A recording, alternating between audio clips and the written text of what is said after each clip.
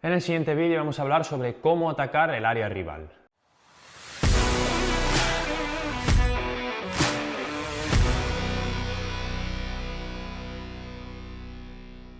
Para ello hemos dividido el vídeo en dos partes diferenciadas. La primera parte estará relacionada con la ubicación de las primeras líneas en la zona de remate y más adelante hablaremos sobre la ubicación en las segundas jugadas. Esas piezas que nosotros dejamos fuera de área, cómo las tenemos que ubicar para poder coger segundas jugadas o que no existan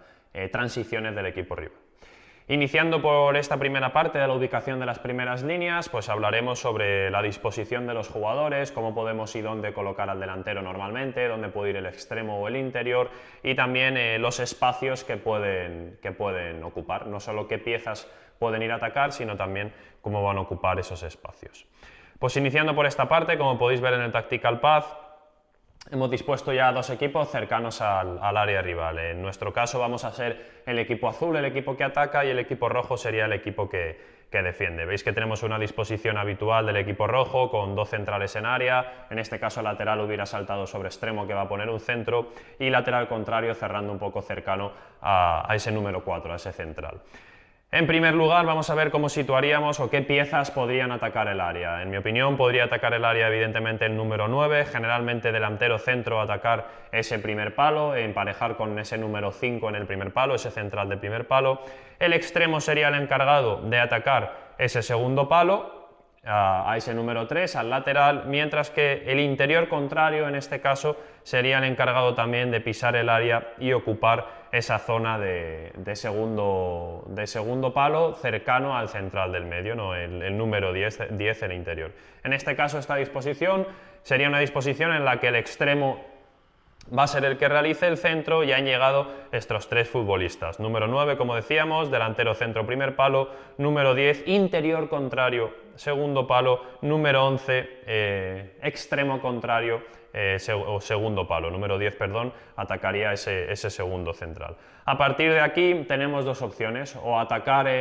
evidentemente situaciones de marca, como hemos situado actualmente, atacar por delante o buscar ese lado ciego, como podría ser el extremo, esa espalda, o también podemos ir a atacar intervalos, que el número 9 atacar al intervalo entre el 2 y el 5, anticipando. El número 10, en lugar de ir a atacar 4 su espalda, iría a atacar intervalo entre número 5 y número 4, y número 11, extremo contrario, en lugar de atacar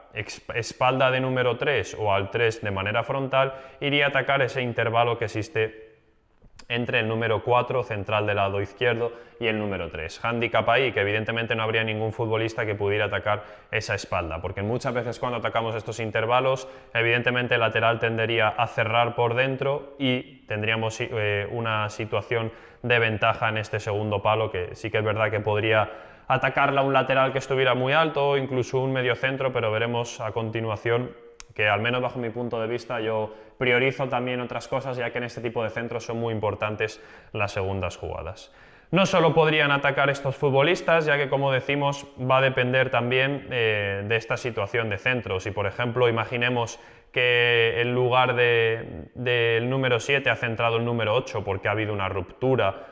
a partir de la amplitud del 7 y de sujetar intervalos de 9, por ejemplo, y ha sido el número 8 el que ha ido ahí a realizar ese centro, pues evidentemente tendríamos que seguir atacando de la misma manera, pero cambiarían, como vamos a ver a continuación, esas situaciones de segunda jugada. Lo mismo, aquí tampoco cambiaría en exceso si 3 ha sido el que centra porque ha habido un desdoblamiento y 7 es el que queda en vigilancia, como vamos a ver a continuación. Pasando ahora a esa situación de las segundas jugadas, vamos a ver situaciones o cómo colocaríamos el equipo en estructuras de 3+2, como vamos a ver a continuación, o en estructuras de 2+3, y en función también a quién realice el centro.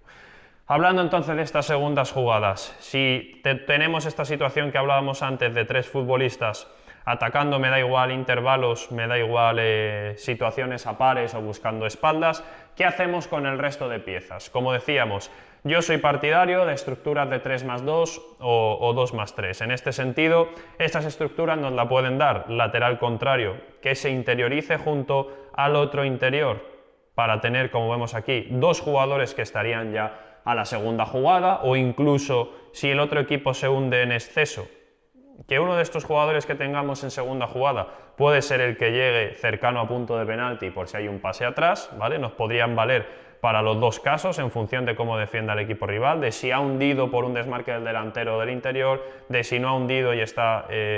defendiendo un poco más medio, pero podríamos utilizarlos también para eso, evidentemente. A partir de aquí, esa estructura de la que hablamos. Dos, tendríamos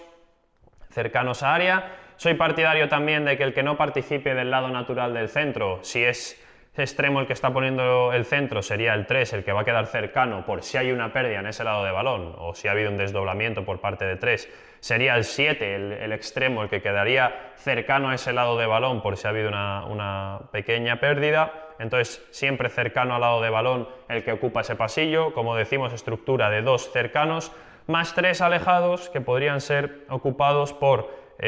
central del lado de balón, central contrario y uno de nuestros pivotes que se incrustara o no necesariamente tiene por qué quedar incrustado, puede estar también un poco generando ese triángulo para generar esa estructura, como vemos, de 1, 2 futbolistas con 3 futbolistas. Esto también evidentemente va a depender de la disposición del equipo contrario, ya que lo mismo ellos dejan un extremo muy descolgado, tenemos que bajar a nuestro lateral y que sea él el que haga esa línea de 3 y sea nuestro pivote de manera más natural el que vaya a hacer esa estructura de 2, pues va cambiando también en función a las piezas del equipo rival, de cómo las coloque, pero es importante que al menos nuestros futbolistas sepan que siempre tiene que haber esa estructura, en este caso de 2 más 3, o una estructura, imaginad que hemos llegado con extremo muy alto, de 3 más 2, lo que hablábamos. Tendríamos 8, 6 y 2, y luego 2 situaciones emparejadas en última línea. Yo personalmente me da un poco lo mismo que esas situaciones en última línea sean emparejadas, porque al final lo que interesa es coger estas segundas jugadas y tenemos una buena disposición. Aquí veríamos esa estructura de la que hablamos, de 3 futbolistas situados entre intervalos, 2 de ellos y 1 en marca fija, más los 2 que quedan en última línea del equipo rival. Evidentemente más el que hemos dicho que está en pasillo del lado de balón de centro. Estas serían un poco las estructuras que yo manejo, al menos de manera personal, en los centros laterales cuando vamos a atacar nosotros el área, aunque varían, como hemos dicho siempre, en función de altura a la que defiende el equipo rival, de quién de mis futbolistas haya puesto el centro, si ha habido un desmarque y el 8 está poniendo el centro, ya el 7 igual sería el que tendría que interiorizarse para esa segunda jugada, pues un poco en cómo se ha ido dando esa jugada, en las piezas del equipo rival, pero al menos que mi equipo conozca que siempre tiene que haber una estructura concreta para las segundas jugadas y para la ocupación del área.